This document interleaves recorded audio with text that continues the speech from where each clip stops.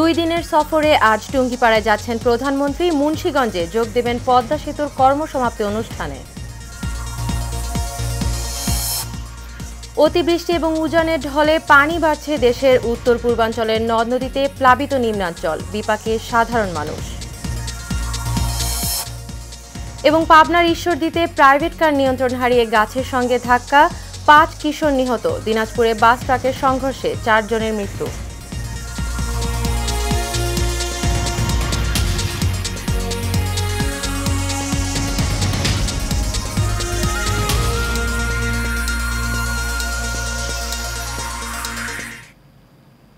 স্বাগত এশিয়ান নিউজের সঙ্গে আছি আকলিমা বিনতে ইউনুস। এতক্ষণ শুনছিলেন বিআরবি কেবল ইন্ডাস্ট্রিজ লিমিটেড সংবাদ শিরোনাম।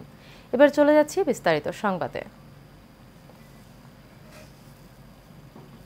দুই দিনের সফরে আজ গোপালগঞ্জের টুঙ্গিপাড়ায় যাচ্ছেন আওয়ামী লীগ সভাপতি ও প্রধানমন্ত্রী শেখ হাসিনা। যাত্রাপথে মুন্সিগঞ্জে অনুষ্ঠিত পদ্মা সেতুর কর্মসমাপ্তির অনুষ্ঠানে যোগ দেওয়ার কথা রয়েছে প্রধানমন্ত্রীর। এদিকে সরকার প্রধানের আগমন উপলক্ষে গোপালগঞ্জে এখন উৎসবের আমেজ। গোপালগঞ্জ প্রতিনিধি হাফিজুর রহমানের পাঠানো রিপোর্ট জানাচ্ছেন এইচ মিতু। আওয়ামী লীগ সভাপতি ও প্রধানমন্ত্রী শেখ হাসিনা 2 দিনের সফরে গোপালগঞ্জের টুঙ্গিপাড়া যাচ্ছেন। সরকার প্রধানের নিরাপত্তা নিশ্চিতে তৈরি করা হয়েছে নিশ্চিন্দ্র বলয়। প্রধানমন্ত্রীর আগমন উপলক্ষে জাতির পিতা সমাধিসৌধ কমপ্লেক্স এলাকার ধোয়া মোছা সহ শোভাবর্ধনের কাজও ইতিমধ্যে শেষ হয়েছে। এদিকে সরকার প্রধানের সফর ঘিরে উজ্জীবিত গোপালগঞ্জের নেতাকর্মীরা।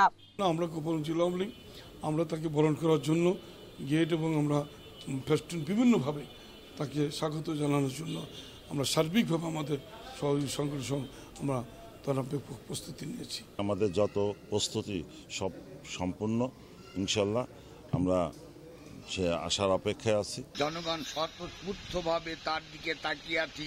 সে এই টুঙ্গিপাড়া আগমন হলে আমরা টুঙ্গিপাড়াবাসী ধন্য হব।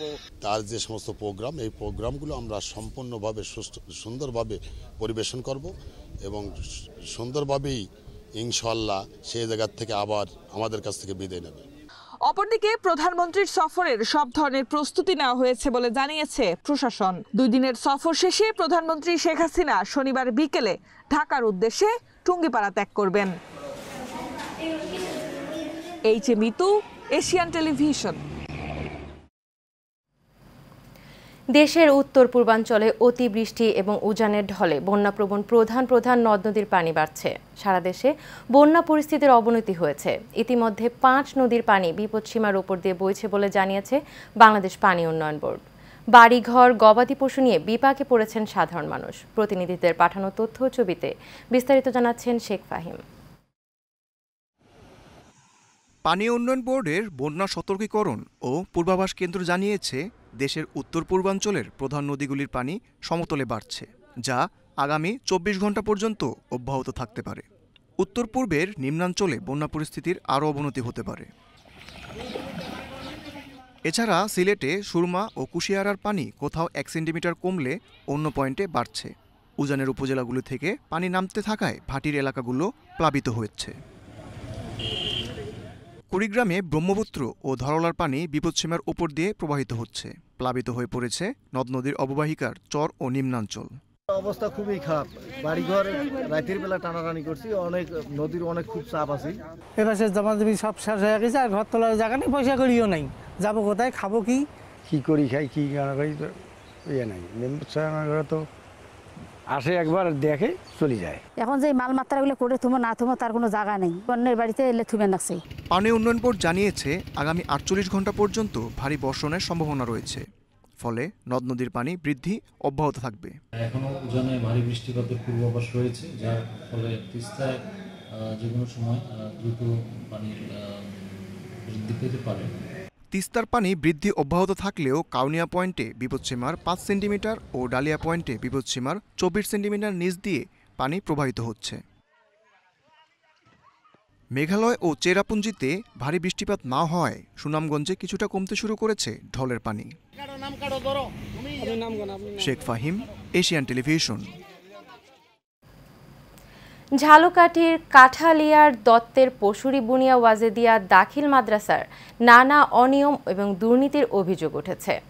প্রতিষ্ঠানে 2 বছর না এসেও বেতন ভাতা তুলে নিয়েছেন এক শিক্ষক। অন্যদিকে মাদ্রাসার প্রতিষ্ঠাতা লাল মিয়া জমাদ্দার চাকরিতে যোগদানের সময় বাবার নাম হযরত আলী উল্লেখ করলেও তার ভাইদের জাতীয় পরিচয়পত্র ও শিক্ষা সনদে বাবার নাম রয়েছে ওয়াজেদ আলী। স্থানীয়দের অভিযোগ, বেতন তুলতে অন্য শিক্ষকদের হাজিরা খাতায় স্বাক্ষর করার পাশাপাশি নিজে চাকরি করেছেন ভুয়া সনদে। আমিনুল ইসলাম ফিরোজ মোস্তফার তথ্য ও ছবিতে বিস্তারিত জানাচ্ছেন রাশেদ আকন। ঝালকাঠির কাঠালিয়ার দত্তের পশুরি বুনিয়া ওয়াজেদিয়া দাখিল মাদ্রাসায় আসেন না 2 বছর, কিন্তু হাজিরা খাতায় দেন নিয়মিত স্বাক্ষর, মাস শেষে তুলেন বেতন ভাতাও। এমন অভিযোগ প্রতিষ্ঠানের শিক্ষক সেলিম হাওলাদারের বিরুদ্ধে। অভিযোগ উঠেছে হাজিরা খাতায় ওই শিক্ষকের স্বাক্ষর দিয়ে বেতন তুলে দিচ্ছেন প্রতিষ্ঠানের প্রতিষ্ঠাতা লাল মিয়া জমাদ্দার। জরাজীর্ণ মাদ্রাসায় শিক্ষার্থীর দেখা না মিললেও রয়েছে 19 জন শিক্ষক ও কর্মচারী, যার বেশিরভাগই প্রতিষ্ঠাতা লাল মিয়ার পরিবারের সদস্য। এছাড়াও চাকরি দেওয়ার কথা বলে কয়েক লাখ টাকা হাতিয়ে নেওয়ার অভিযোগ রয়েছে লাল মিয়ার বিরুদ্ধে। দাদা চাকরির জন্য টাকা দিছে, আমার বাবাকে চাকরি দিব দপ্তরি পোস্টে, তারা বলছে, কিন্তু চাকরি দেয় নাই, টাকাও নিছে। সেলিম সাহেবের কথা বারবার আসতেছে, সেলিম সাহেবের কথা বলতেছেন, ওনার ছেলের একটা মাদক মামলায় 2 বছর যাবত বাড়ির থেকে পলাতক, কিন্তু ওনার বেতনটা এইখানে মাদ্রাসা যে প্রতিষ্ঠাতা এটা তুলে দেয়। প্রতিষ্ঠানের ম্যানেজিং কমিটির সদস্য জানান, অনিয়মের প্রতিবাদ করায় তাকেও রাখা হয় না কোনো সভায়। আর মাদ্রাসার সভাপতির দাবি, শিক্ষক অনুপস্থিতি ছিল কিনা জানা নেই তার। আমি এই কমিটিতে এই বছর, আর আগে ছিলাম সময় আমি বাদ হয়ে গেছি, কারণ জেনুইন কাম দেই না, এই জন্যই আমি বাদ। বিল নিয়ে আসতো, আমি সই করে দিয়েছি। এখন টিচার ক্লাস করতেছি কত না, এটা বলতে পারি না, কারণ যেহেতু আমরা প্রশাসনিক হিসাবে ওরা যদি কোনো ন্যায় করে, এটাই আমাদের সভাপতি হিসেবে দেখা যায়। যদিও এসব অনিয়মের বিষয়ে জানতে চাইলে একান্তে আলাপের কথা বলে ক্যামেরার সামনে বক্তব্য দিতে রাজি হননি লাল মিয়া।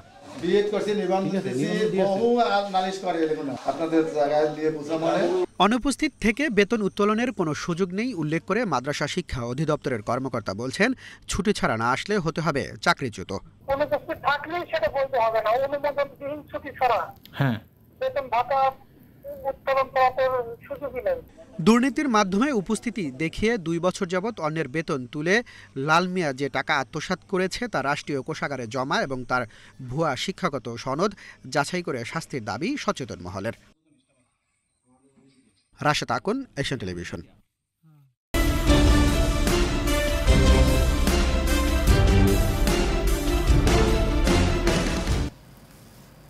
টানা বৃষ্টি এবং উজানের ঢলের কারণে বগুড়ার সারিয়াকান্দিতে বিপদসীমার 25 সেন্টিমিটার উপর দিয়ে প্রবাহিত হচ্ছে যমুনা নদীর পানি। সেই সাথে যমুনা নদীর ভাঙন অব্যাহত রয়েছে। পানি উন্নয়ন বোর্ড বলছে 75টি গ্রামের 11,970 পরিবার পানিবন্দী হয়ে পড়েছে। ঘুঘুমারা সরকারি প্রাথমিক বিদ্যালয় সহ বেশ কয়েকটি শিক্ষা প্রতিষ্ঠান বন্যার পানিতে ডুবে গেছে।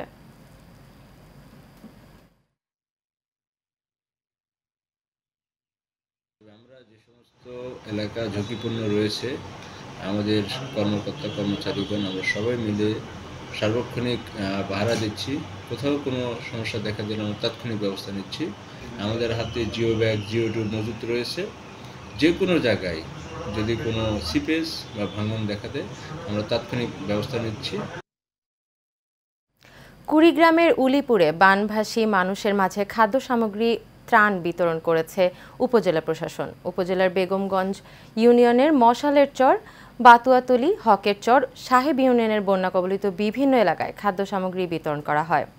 এ সময় উপস্থিত ছিলেন উপজেলার নির্বাহী কর্মকর্তা আতাউর রহমান, উপজেলা পরিষদের চেয়ারম্যান সাজাদুর রহমান তালুকদার সাজু, অতিরিক্ত পুলিশ সুপার মাহিবুল ইসলাম, উপজেলা পরিষদের ভাইস চেয়ারম্যান আবু সাইদ সরকার সহ অনেকে।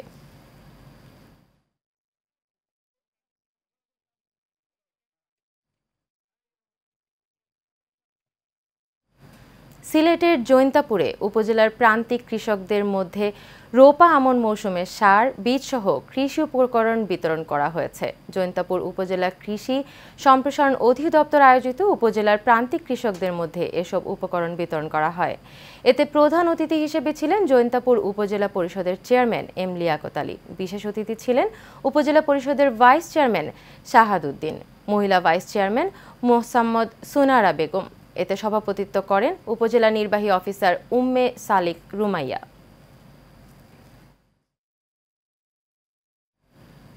নারায়ণগঞ্জ ১ আসনের সংসদ সদস্য সাবেক বস্ত্র ও পাট মন্ত্রী গোলাম দস্তগীর গাজীর নির্দেশনায় নারায়ণগঞ্জের রূপগঞ্জে ১২০০ পরিবারের মাঝে মৌসুমি ফল, আম ও কাঁঠাল বিতরণ করা হয়েছে।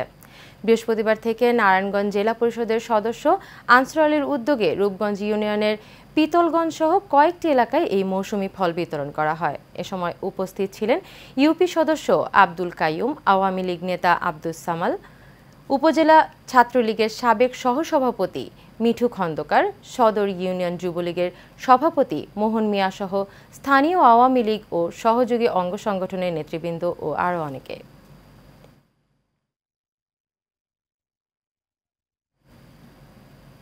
নরসিংদীর রায়পুরায় পাড়াতুলি ইউনিয়নের পরিষদের উপনির্বাচনে মনোনয়নপত্র দাখিলের শেষ দিনে ৬ জন প্রার্থীর মনোনয়নপত্র দাখিল করেছেন। উপজেলা নির্বাচন অফিসার আজহারুল ইসলাম জানান, পাড়াতুলি ইউনিয়ন পরিষদের চেয়ারম্যান মোহাম্মদ ফেরদৌস কামাল জুয়েল পদত্যাগ করে উপজেলা পরিষদ নির্বাচনের চেয়ারম্যান পদে প্রার্থী হয়েছিলেন। এই জন্য ওই ইউনিয়ন পরিষদে শুধু চেয়ারম্যান পদে নির্বাচনের তফসিল হয়। নির্বাচন সুষ্ঠু ও নিরপেক্ষ করতে ইউনিয়নের ১০ কেন্দ্রে ১০ জন নির্বাহী ম্যাজিস্ট্রেট সহ পর্যাপ্ত আইন শৃঙ্খলা বাহিনীর সদস্য মোতায়েন থাকবে।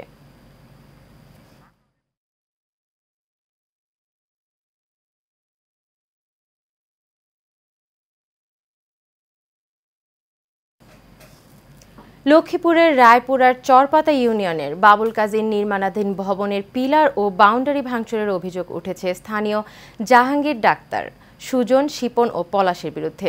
গেল সোমবার চরপাতা ইউনিয়নের কাজীবাড়িতে এ ঘটনা ঘটে। ভুক্তভোগী বাবুল কাজী জানায়, তার ক্রয়কৃত জমিতে বাউন্ডারি ও ভবন নির্মাণের সময় শ্রমিকদের মারধর ও নবনির্মিত পিলার ও বাউন্ডারি ভাঙচুর করে একই বাড়ির Jahangir doctor.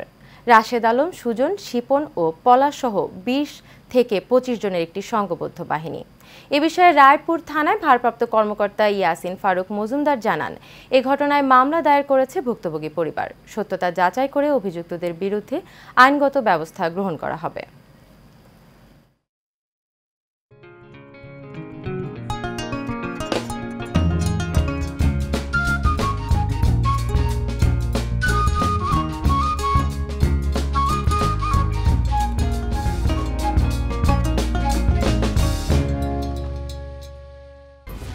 Expert B500 CWR স্বাধীনতার সুবর্ণ জয়ন্তীতে নতুন বাংলাদেশ গড়ার প্রত্যয়। HM steel B500 CWR।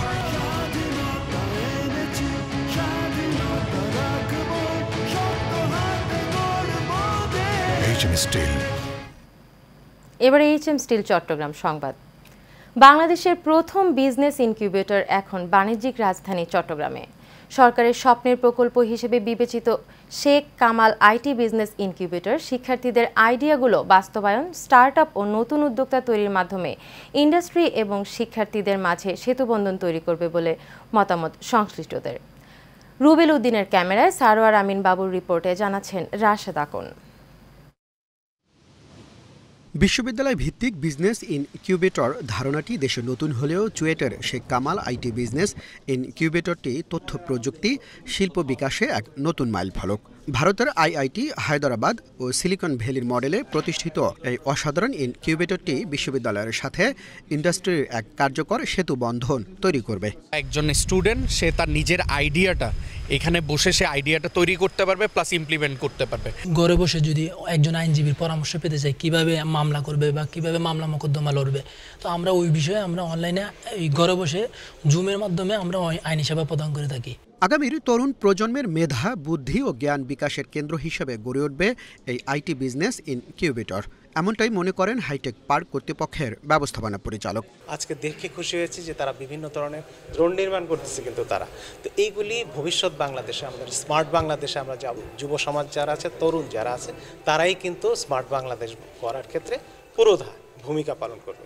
বিশ্ববিদ্যালয়ের ক্যাম্পাসে আন্তর্জাতিক মানের এই ইনকিউবেটর শিক্ষার্থীদের জন্য এনে দিয়েছে গবেষণার বড় সুযোগ বলে মনে করেন চুয়েটের উপাচার্য।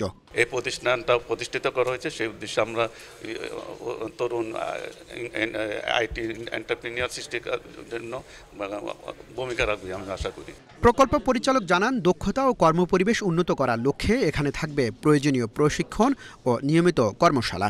আশাবাদী আমরা যেভাবে আছি, আমরা যদি আস্তে আস্তে এগোতে পারি তাহলে হয়তো আগামী 5 বছরের মধ্যেই সত্যিকার অর্থে বিশ্ববিদ্যালয়ের যে ইনকিউবেশন এটা সফল হবে। 2041 সালের মধ্যে স্মার্ট বাংলাদেশ বিনির্মাণে আইটি বিজনেস ইনকিউবেটর অগ্রণী ভূমিকা রাখবে এমনটাই প্রত্যাশা সংশ্লিষ্টদের। Rashed Akon, Asian television.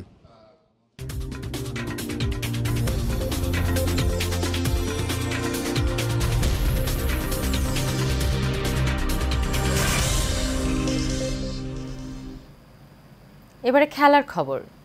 টি-20 বিশ্বকাপ শিরোপা জয়ের প্রায় 4 দিন পর দেশে ফিরলেন বিশ্বকাপ জয়ী ভারতীয় ক্রিকেটাররা। গতকাল দেশের মাটিতে নামে ভারতীয় দল। বিমানবন্দর থেকে এক দফার সংবর্ধনা শেষে রোহিতদের নিয়ে যাওয়া হয়েছে দিল্লির একটি 5 তারকা হোটেলে। সেখানে কিছুক্ষণ বিশ্রামের পর তারা গেছেন ভারতের প্রধানমন্ত্রী নরেন্দ্র মোদীর সঙ্গে সাক্ষাৎ করতে। হেরিকেন বেরিলের কারণে গত রোববার থেকে ওয়েস্ট ইন্ডিজের বিমানবন্দরগুলো বন্ধ। ফলে নির্ধারিত সূচি অনুযায়ী দেশে ফিরতে পারেননি কোহলিরা। শেষমেশ বিশেষ বিমানের ব্যবস্থা করে ক্রিকেটারদের দেশে ফিরিয়ে আনে বিসিসিআই।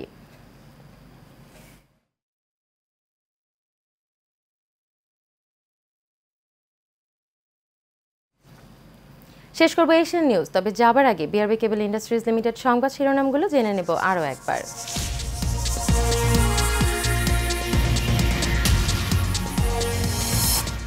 2 দিনের সফরে আজ টুঙ্গিপাড়ায় যাচ্ছেন প্রধানমন্ত্রী। মুন্সিগঞ্জে যোগ দেবেন পদ্মা সেতুর কর্মসমাপ্তি অনুষ্ঠানে। অতিবৃষ্টি ও উজানের ঢলে পানি বাড়ছে। দেশের উত্তর পূর্বাঞ্চলের নদ নদীতে প্লাবিত নিম্নাঞ্চল, বিপাকে সাধারণ মানুষ। এবং পাবনার ঈশ্বরদীতে প্রাইভেট কার নিয়ন্ত্রণ হারিয়ে গাছের সঙ্গে ধাক্কা, 5 কিশোর নিহত। দিনাজপুরে বাস ট্রাকের সংঘর্ষে 4 জনের মৃত্যু।